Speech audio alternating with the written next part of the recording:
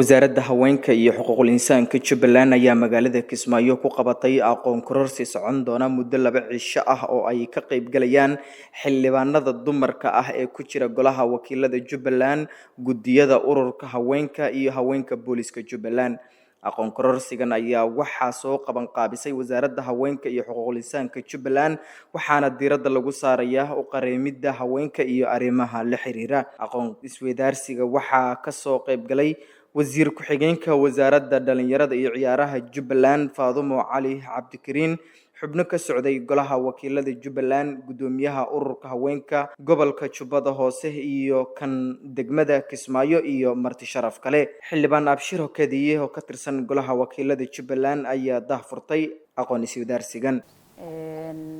shirkan wuxuu ahaa shir muhiim ah xilligiisina ku imaaday aanan filaynay in marar badan loo qabto waayo gabdhaha xildhibaanada ah way u baahan yihiin in ay la kulmaan gabdhahooda ururada bulshada si ay u kala faa'iideystaan annagana aan u ogaano ururadeena bulshada waxa ka guuxaayo iyo waxyaabaha muhiimka oo ay u baahan yihiin waxa wada joogi doonaa 2 maalmood insha Allah 2daas maalmood waxay noqon doontaa 2 maalmood wax badan aan kala faa'iideysano hay'adana aan wax badan ka faa'iideysano si gaar ah waxaan ugu mahadcelinayaa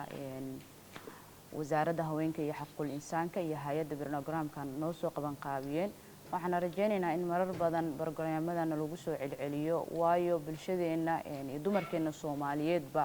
in ay xogaha jira isdaafsadaan way u baahan yihiin waayo tacadiga meeshu ka dhacayo ciduu tacadiga ku dhacayo waa dumarkana in ay xeerar badan iyo baahiyaha gaarka ay leeyihiin si deeply anaga gabdha ahaan iyo baarlamaan ahaan baan u ogaano si aan uga faa'iideysano